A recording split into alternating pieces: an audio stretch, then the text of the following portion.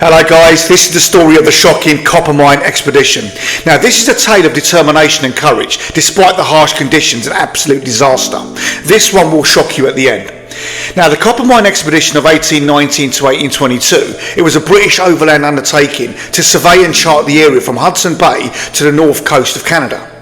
So Sir John Franklin was put in charge of the expedition, and he also included people like George Back and John Richardson, both of whom would become notable Arctic explorers in their own right.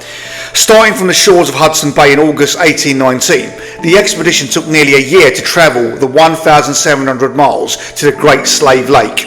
However, their grueling journey seemed cursed when they were plagued by awful weather, lack of food and exhaustion, on top of their poor planning, bad luck and unreliable allies.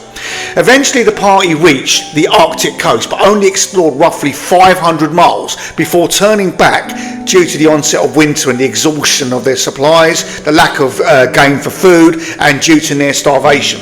The crew then spent the winter of 1820 and 1821 at the encampment of Fort Enterprise on the banks of the Coppermine. But things continued to exacerbate quick, and the conditions were horrendous, with the crew being forced to eat algae they had scraped off the rocks, where Franklin even boiled his own shoe leather for nourishment, earning him the nickname, the man who ate his boots. Nice.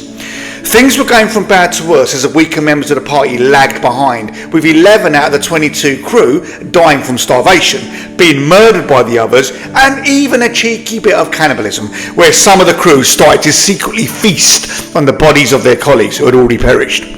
Now the survivors were rescued by members of the Yellow Knives Nation, who had previously given them up for dead.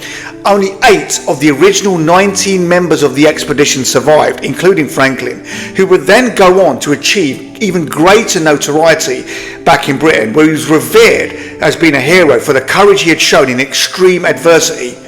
Now this is a tale of incredible survival, never giving up and eating your own boots. I salute you. Franklin, you're a legend. Now I'm off to get a cup of tea. I'll see you next time.